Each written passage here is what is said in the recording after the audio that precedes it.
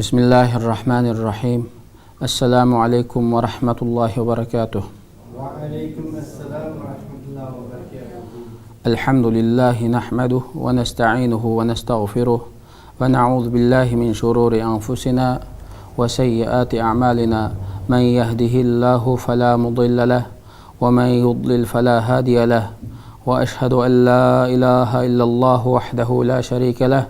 وأشهد أن محمدا عبده ورسوله سبحانك لا علم لنا إلا ما علمتنا إنك أنت العليم الحكيم اللهم علمنا ما ينفعنا وانفعنا بما علمتنا وزدنا علما يا رب العالمين. Hürmetli qarindoshlar, bugungi darsimiz O'lgimiz kim degan temadagi darsning 9-qismi. Bu darsda O'lgimiz Rasulullah sallallahu alayhi ve sellem'nin kichik vaqtlari haqida to'xtalamiz. Rasulullahning emish vaqti allaqachon to'shqan bo'lsa-mu, bu Sa'd qabilasidagi Halima Rasulullah sallallahu alayhi ve sellem'ni emitgan bu inik ana, ya'ni Rasulullahning inik onasi opasiga qaytirib berishga chidamay qishida ap qilib turayotgan vaqtida bu Rasulullah sallallahu alayhi ve sellem'nin qalbining yerilishi, hozirgi til bilan aytganda qalbining operatsiya bo'lishidan iborat bir ahvol bo'ldi. Buni bilgan Halima Sa'diya qo'rqib, buni onasiga ota-onasiga topshirib berib atmasam, keyin bir xapilik kelib qoldigan o'xshaydi, o'sha bola bir qanday bo'lib qolib, xapilik bo'lib qoldigan o'xshaydi deb o'ylab, darhol opasining qishig'iga akilib bu bolani opasiga bu bo'lgan jarayonlarni so'zlab, mushundaq bir ahvol bo'ldi deb opasiga topshirib berdi. Shuning bilan opasi Amina bu qadrlik o'g'lini beqish vazifasini shu vaqtdan boshlab ustiga oldi. Tarixiy materiallarda 4 yosh bilan 5 yosh oralig'ida bo'lganda Janob Rasulullohning shu vaqtdagi ishi deb so'zlaydi. Ba'zi tarixiy kitoblarda 2 yoshga kirib 3-4 oy oshgan deb so'zlaydi. Buningdagi bir ixtilofiy tarix masalasi. Janob Rasululloh sallallohu alayhi va sallam, ya'ni payg'ambarlik kelishdan burungi ahvol kichik vaqtda 6 yoshga kirgan vaqtida opasi Amina bu bolaning dadasining tuqqanlari Madinada Yasrib deb atiladigan ilgirki hozirgi Madina Bani Najjar qabilasidan bo'lgan dadasi tarafdan bu urug' tuqqanlarining qishiga olib berib, bu bolani bir ko'ztib kelay degan maqsad bilan safarga tayyorlanadi.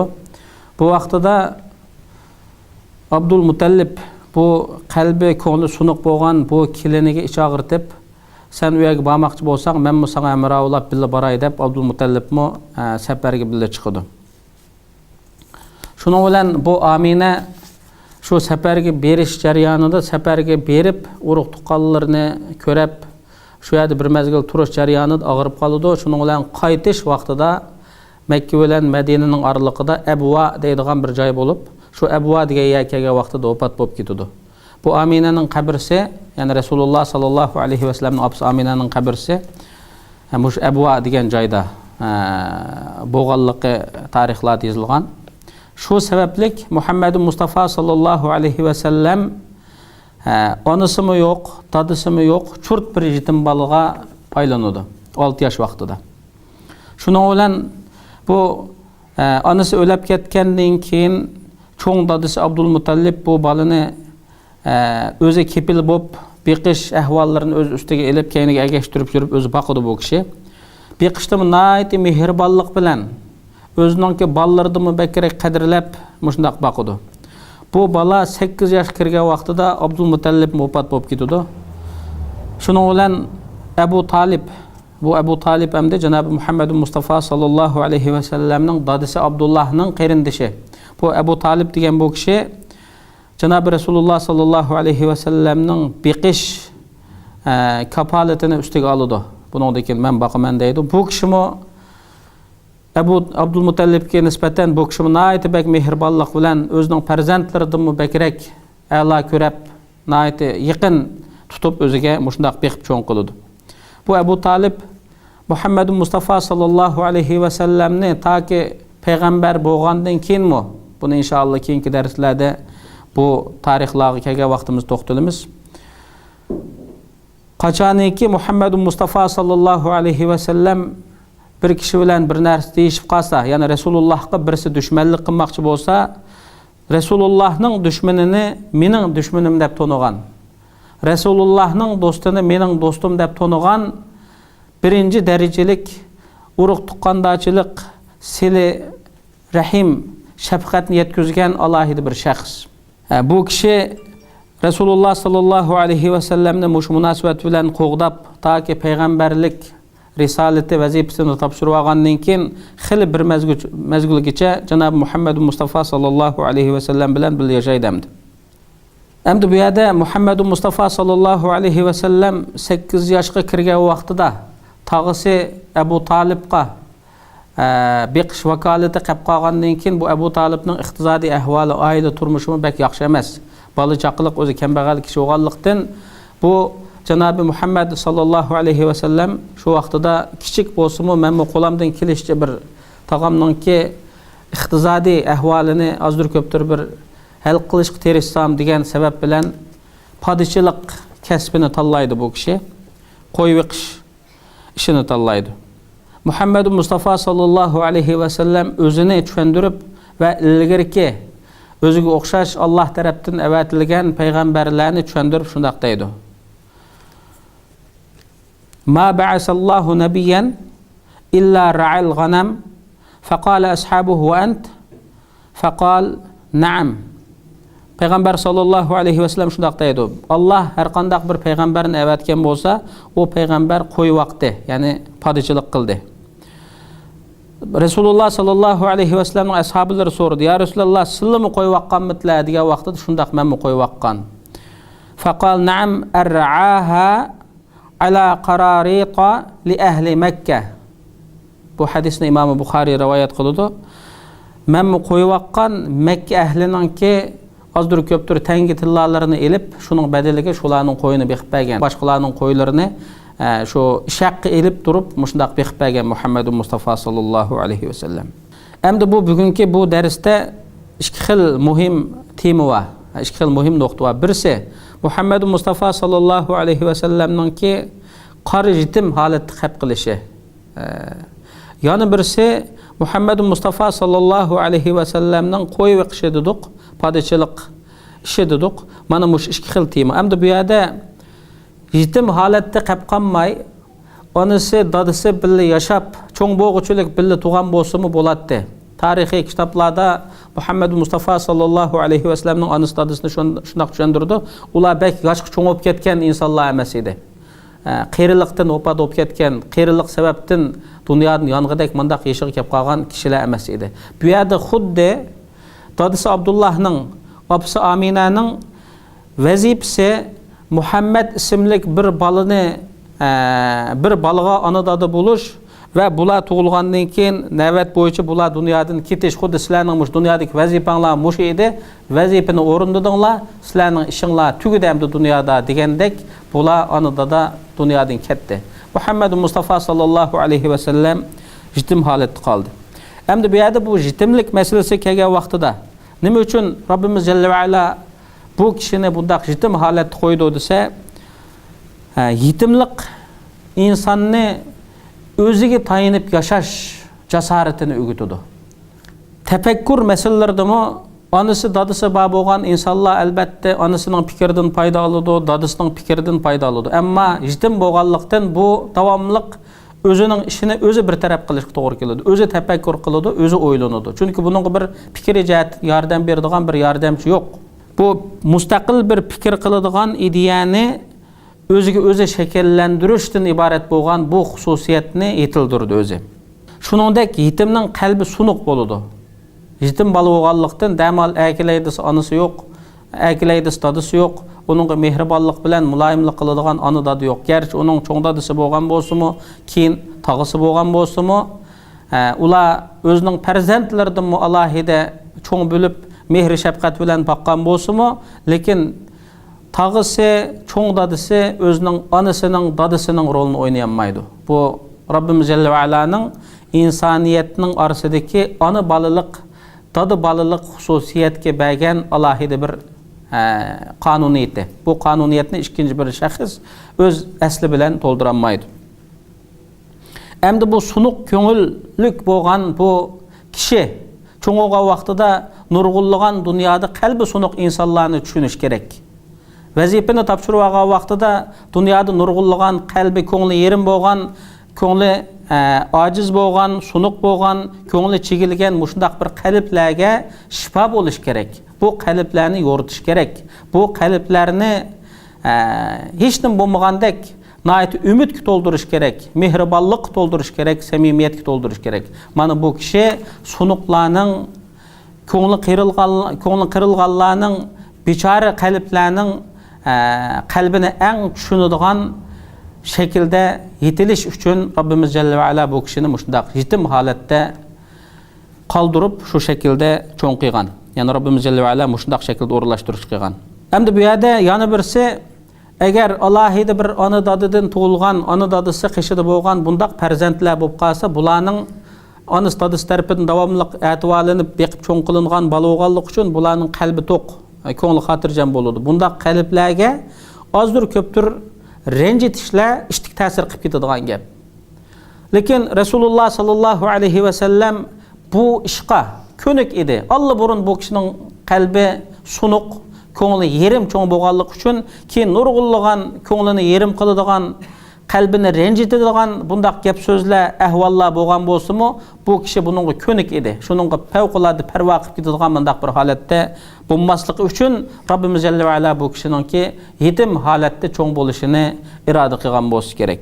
Şuningdek anısı dadısı tang yaşagan mertebelik şahslarning farzandisi bo'lgan vaqtida keyin menga Alloh tarafdan risolat vazifasi keldi desa atrofidagi kishilar balki bu anısı dadısının kuchiga tayinib turib yoki bularning iqtisodiga boyligiga tayinib turib shu sabablik bir o'rin tiklashni maqsad qilayotgan bo'lishi mumkin deb ishonmay qolib qilish xavfimi bor bo'lishi mumkin. Mana shunga o'xshagan va buningdan boshqa nurg'unlagan hikmatlar bo'lishi mumkin. Buni Rabbimiz Jalla va Ala aytdi, eng to'g'risini, eng yaxshisini biladi.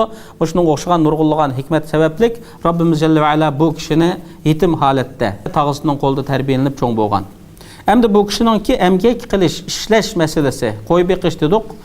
Bunu Resulullah sallallahu aleyhi ve sellem keyin risalet vazifasini topshirib olgandan keyin o'zining qo'y baqqalligini, ya'ni kishilardan pul elib, pulning badaliga kishilarning qo'ylarini beqib berganligini o'zi bizga tushuntirib, hadis shaklida bizga yetib keldi. Bu haqda Resulullah sallallahu aleyhi ve sellem mundaq degan: "Ma akala ahadun ta'aman qattu khayran min an ya'kula min amali yadihi." وإن نبي الله داود عليه السلام كان يأكل من عمل يده. إمام البخاري رواية قلغان. مقداد رضي الله عنه دن رواية قلغان حديث بوكش محمد مصطفى صلى الله عليه وسلم نغلقنا دايدو. محمد مصطفى صلى الله عليه وسلم شو نقتيجن؟ بر آدم قولده إشلب تبقان taamdımı yaxşıraq bir taamni yemmeydi hayatta. En ebzel taam qaysı dese özünün qolu bilen bir hərəkət qilgan, şərəkət qilgan, şunundan kelgan bir taamni yese muşu en yaxşı taam bo'lib hesaplanıdı şu kişiye insanlığa nisbeten. Allah'ın peygamber bo'lgan Davud aleyhisselam işlep özünün qolu bilen qazangan, özünün qoludan kelgan yemekliklerini yeydi deb Muhammed Mustafa sallallahu aleyhi ve sellem bunu tushundirdi. Hakikaten bu yerda emgak qilish masalasi, ishlash masalasi. Musulmon degan o'rin bo'lishga bo'lmaydi. Musulmon degan bekor turishga bo'lmaydi. O'zimiz ishni izlab tepib o'zimiz qilamiz. Agar o'zimizning ishimiz tugab ketib qolsa, atrofimizdagi musulmonlarga yordam qilamiz. Ularningki duosini olamiz. Qo'limizdan kelishicha bir ish harakat qilib turamiz. Yoki pul ishlaymiz, ehtiyojimiz bo'lsa, yoki baqaq ishlaymiz. Nima ish qilsak qilib, bir ish harakat qilib, shug'ullanib turish kerak. Bekor turishga bo'lmaydi. Islom uni hech bir musulmonga undaq ta'lim bermadi. Muhammed Mustafa sallallahu aleyhi ve sellem'nin sahabelerinin umumiy ko'rinishini tushundirgan tarixshunos olimlar nima deydi desa, bularning kunduzidagi ahvollarga qaraydigan bo'lsa, xuddi bular o'lmaydigandek, bularga o'lim natijraqdek mushundaq ish harakat bilan shug'ullanadi, jiddiy ish harakat bilan shug'ullanadi.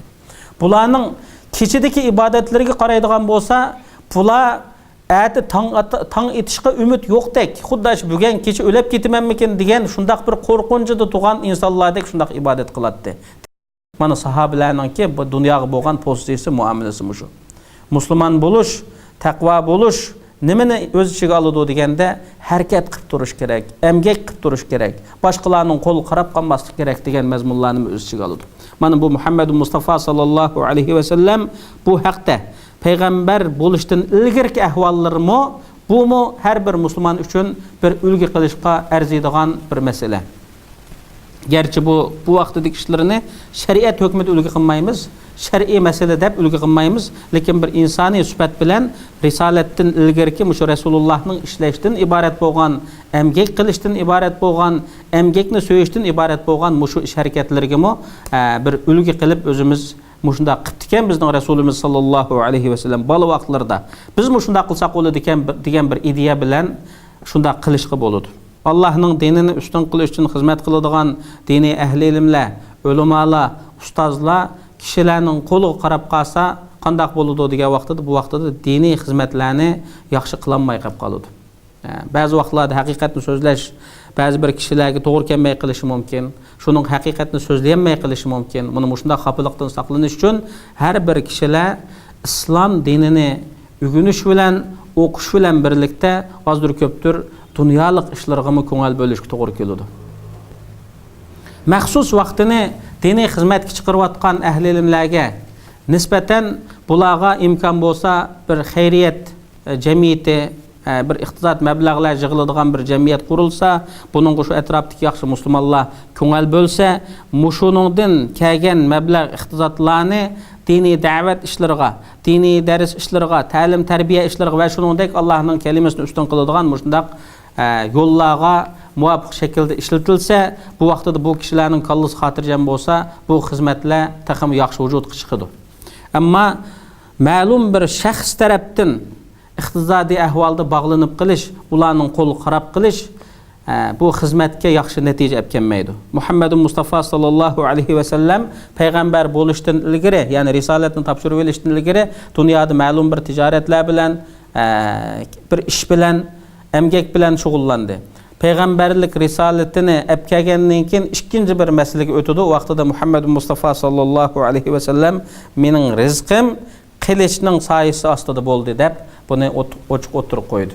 Bu yerda g'animatdan kelgan mollarning ma'lum bir qismini Muhammad Mustafa sallallohu alayhi va sallamga Robbimiz jalla va ala o'zi taqsim qilib berganlik sababdan mushu taqsimotlarning og'anligini Rasululloh sallallohu alayhi va sallam tushuntirdi ham amli shundaq bo'lgan masalalar. Qo'y beqish ishlarida buningdagi hikmat nima deganda, qo'y beqish ishlari bu tugib vaqsin bo'ladi, masalan arabda tugum vaqti shu vaqtida bu qo'y birinchi naiti muloyim, yavaş hayvon bo'lganlikdan qo'y boqqan insonlarning qalbi yumshoq bo'ladi ekan. Boshqa hayvonlarga nisbatan bu qo'y naiti yavaş, muloyim hayvon bo'lganlikdan bu qo'y boqqan insonlarning qalbi yumshaydi ekan.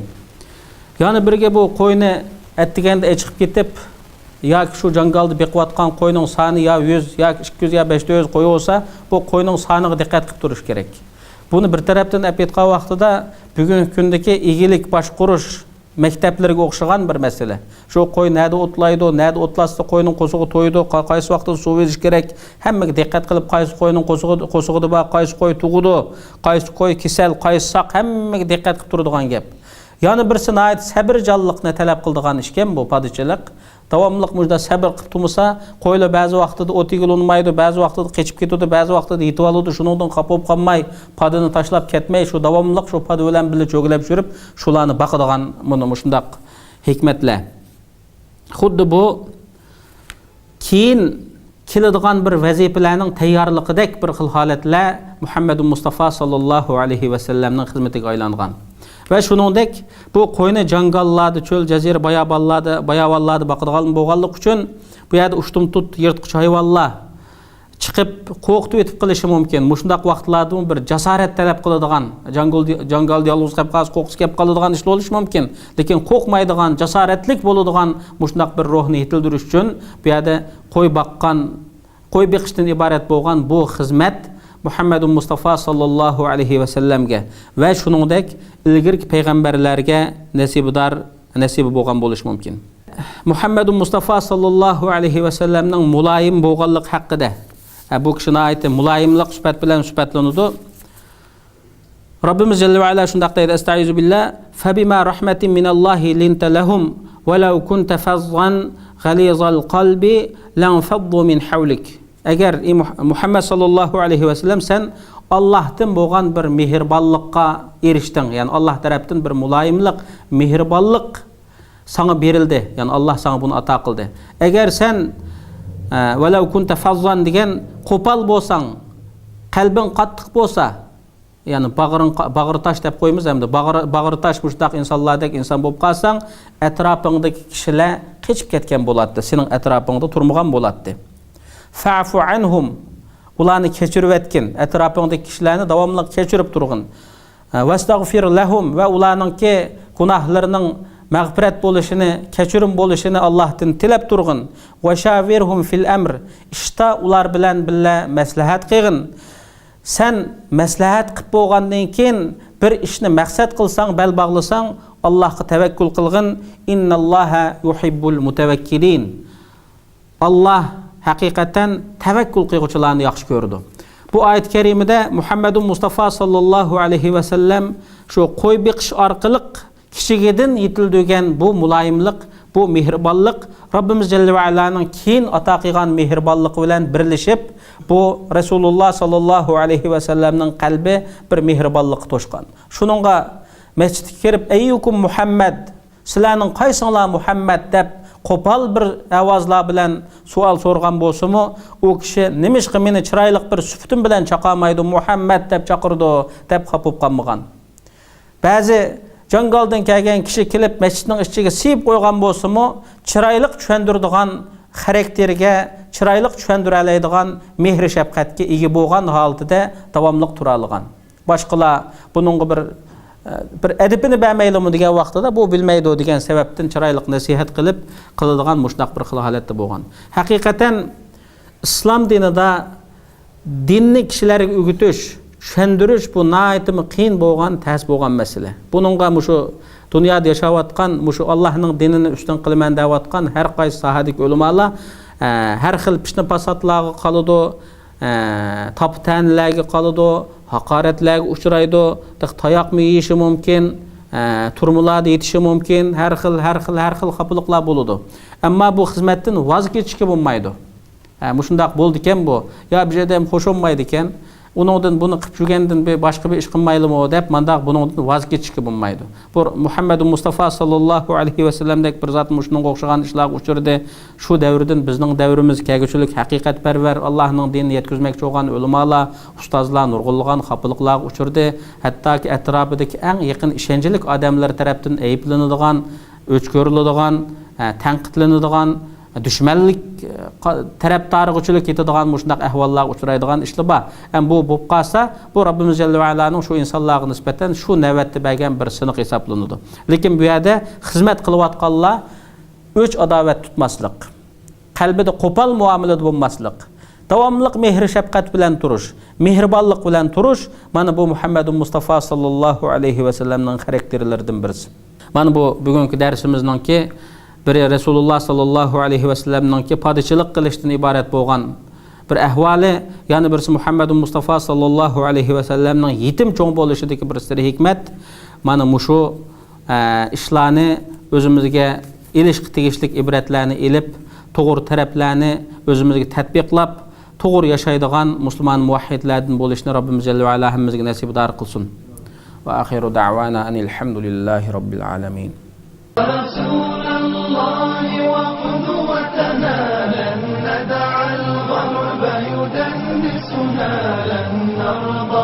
أبدا ذلتنا يا رسول الله يا رسول الله وقدوتنا لن ندع الغرب يدنسنا لن نرضى أبدا ذلتنا يا رسول الله